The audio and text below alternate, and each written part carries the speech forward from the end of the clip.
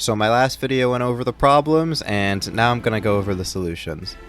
Apollo Justice is fine. Yes, that's a reference, but it really is. It's not terrible, it's just a bit weak, I guess. In this video, I'm not gonna go over every single detail, because then we'd be here for hours, and my fingers would die having to type that script.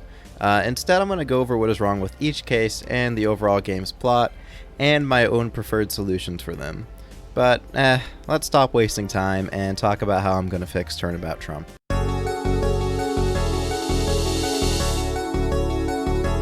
Turnabout Trump is the one case in this game that most people don't have a lot of issues with. And that makes sense. So, let's talk a bit about why it's good first, and then tweak some things about it. This case early on relies on the shock factor when we first meet Phoenix Wright. That's a given, really. What happened to this guy? But another thing that I like early on is how they portray Kristoff.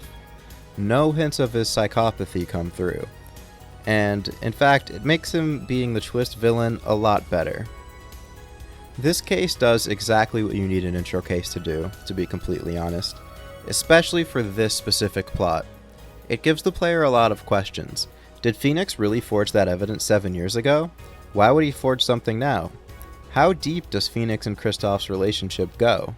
Hopefully not as deep as his and Miles. Unfortunately, the game doesn't do a good job at answering these questions. I mentioned it in my last video, but Winston Payne is gone in this case.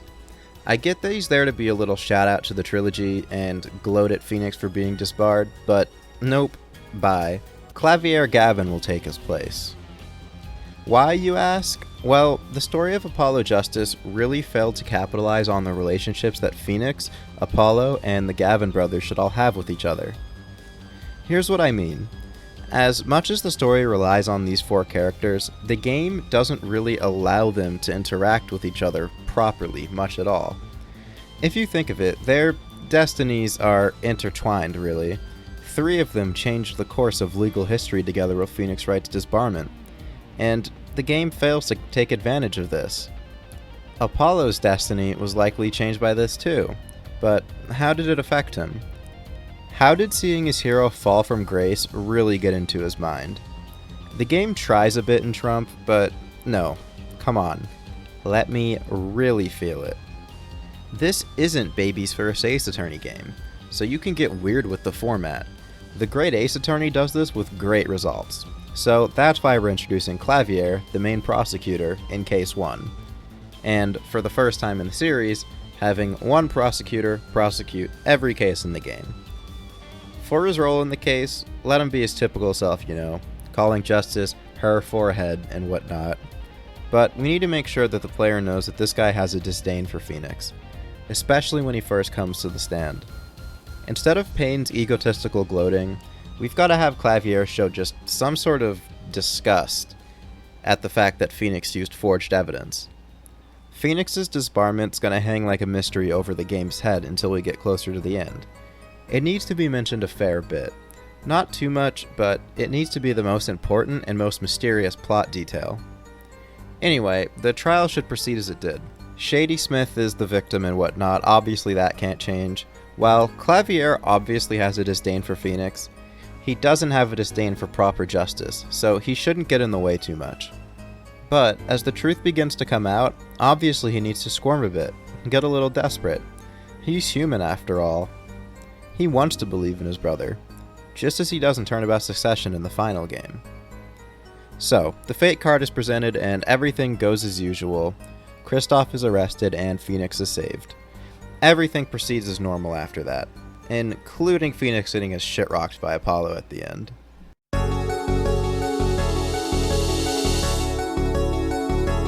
Turnabout Corner is pretty forgettable, and that's okay in this rewrite.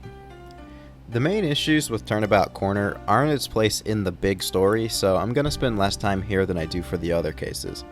But first, this case and every case from now until the very ending of Turnabout Succession will begin and end with Apollo having a dream or sort of a vision about Kristoff.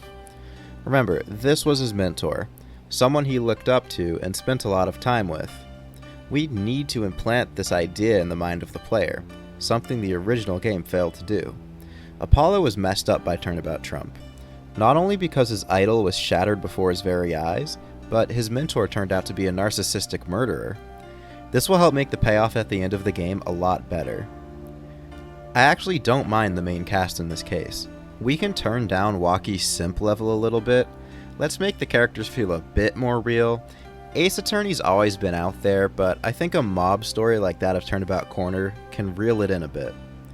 This really just needs to be a simple story about how Elita Tialo wanted to take the Kataki family's money. This case should be used to build a relationship between Apollo and Trucy. Everybody's just kind of an asshole to him in the real game the whole time, so in this version we're going to tone that down a bit too. Also, less with the panty jokes please. Apollo Justice is supposed to be more serious of a game. Also, they're bloomers, come on, I'm a women's underwear aficionado. I know what I'm talking about.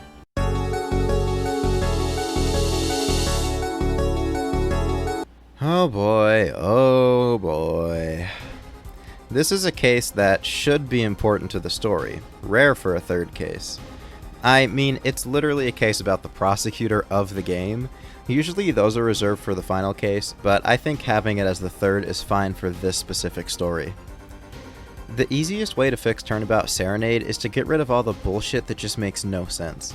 First of all, let's not mention that the gun used can dislocate the shoulder of an adult, because that quite literally contradicts the fact that the defendant is a child, so his shoulder should be pretty messed up. Now, the excuse for this is that it makes plot sense. The police are trying to make this international crime go away quick and easy, but it also doesn't make plot sense if you look at the character of Clavier Gavin. He's a prosecutor that cares about genuine justice and the truth. The police and Ace Attorney are generally incompetent, but I'd argue that in this case they're incompetent to a ridiculous degree, even by Ace Attorney standards. I mean, they literally arrest what they believe to be a blind kid. Like, how could he have aimed at the victim? I don't care that he didn't have an alibi. You're still stupid. This case also falls victim to everybody's favorite thing in Ace Attorney ever. Useless fucking time wasting. Okay, so there's an idiotic section of this case where you have to, for some reason that doesn't really make that much sense when you look at it, point out how a goddamn magic trick worked.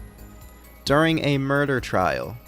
But the issue is, Trucy knows how it works, but for some reason the magician's code is more important to her than this child's life. What a good person. That section is gone. Trucy will explain it. I don't care. Stop wasting my time for this stupid semi-filler case. Even more notorious is the Guitar Serenade video section. Now look, I'm cool with having a section like this. We're now on the DS. Let's use it. However, the main problem is that they just show it over and over again. The song isn't as much of a terminal disease as the Blue Badger theme, but it does get grating after a while. It's integral to the murder mystery at play here, so it needs to be kept, but let's trim the fat off of it and get more to the point. I do like the mixing board idea though. That's a really good way to take advantage of the DS. The worst plot element in this case is how Clavier once again doesn't care all that much that his friend was a killer. He's just like, yeah dude, we done rockin' for real. This is his friend, colleague, and bandmate. It should really be getting to Clavier that first his brother and now one of his friends is going to prison for being a killer. And that needs to be made clear. Oh, and by the way, at the very end of this case, after the end screen and before the new episode screen, there should be a text-only cutscene where Phoenix asks someone named ... for a favor. Who? I don't know.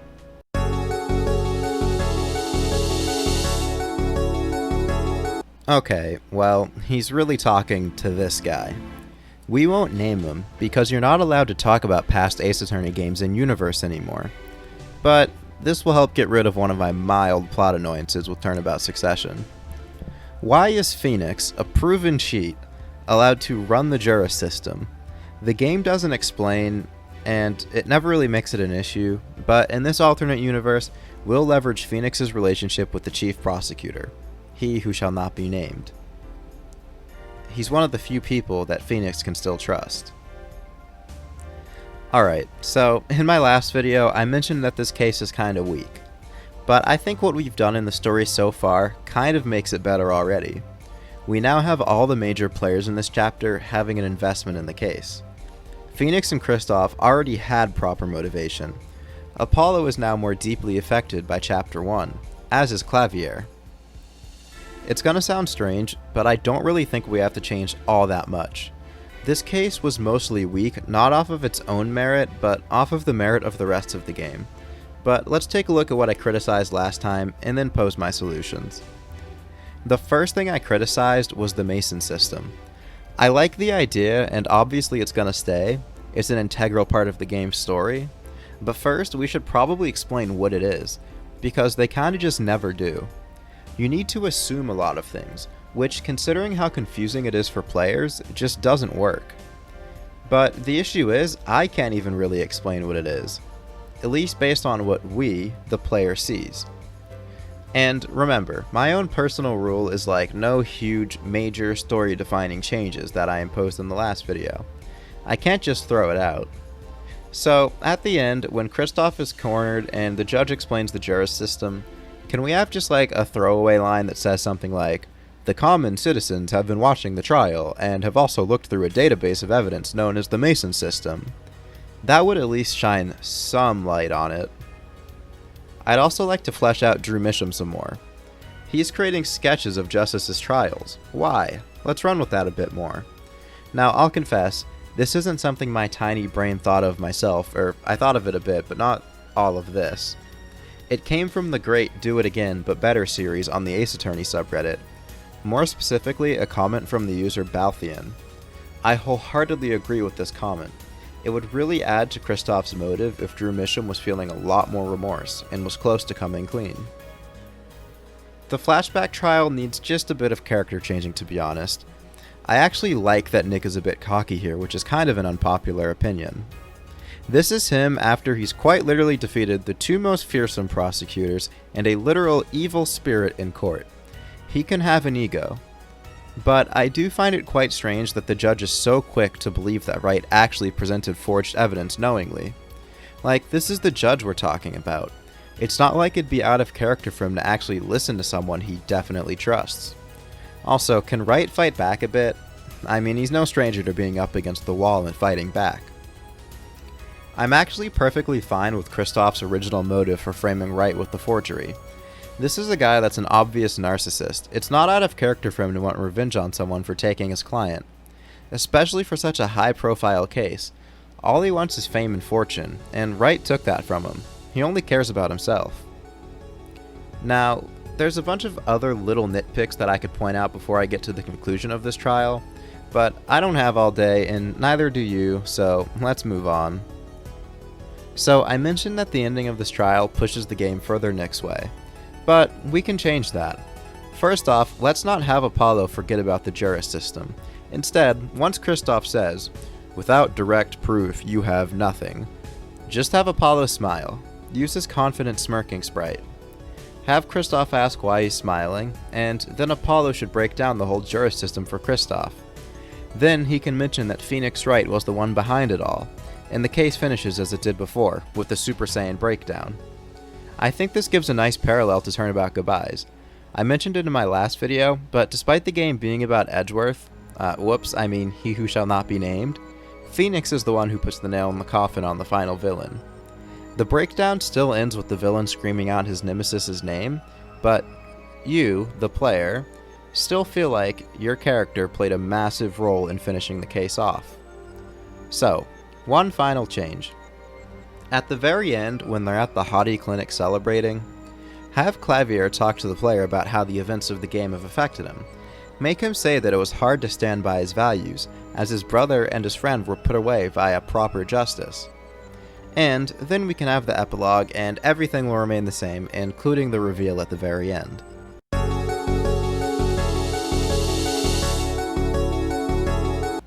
Unpopular opinion, but Athena Sykes just doesn't exist in the next game. Or in whatever Spirit of Justice would be. This game, Apollo Justice Ace Attorney, should have launched a new trilogy. Or hell, even just a duology, where Apollo Justice is the main character, and the main conflict revolves around the Grammar Eyes, a parallel to how the main conflict in the original trilogy revolved around the Fays. Athena could be the main star of AA Trilogy, the third. I don't know. But I feel Dual Destinies was way too soon to introduce a third damn lawyer. In fact, Phoenix probably shouldn't even be playable outside of like a couple of cases maybe. But he and Apollo should grow close, as mentor and mentee. And he probably shouldn't die like Mia did. I'm not a fan of that idea that some people have, that in the timeline we got in real life, he should die. And I'm not a fan of it here. He's beloved, and he's been there for way too long. It'd be way too controversial. Also, as a closing note here, do not change Apollo's voice clips, please. I have no issue with his voice actor in the 3DS games, but man, do I love those trial voice clips that he has in this game. Do not change them, please, Capcom, I beg you. Oh, well, they did change them, but in this alternate universe, please don't do it. Alright, so this was just a quick little mini rewrite. I could have gone into a lot more detail, but I wanted to condense this down into a quick little 20 minutes or less video for the sake of my viewers, and my sanity. There's a lot of nitpicky stuff that I'd change, but that's been done to death, and I don't really see how it impacts the overall spirit of this sort of, not really a rewrite, but more of a revision of the story we got in the actual game. Anyway, thank you for watching and subscribe. Also, be sure to check out my Patreon and Discord down below. See ya!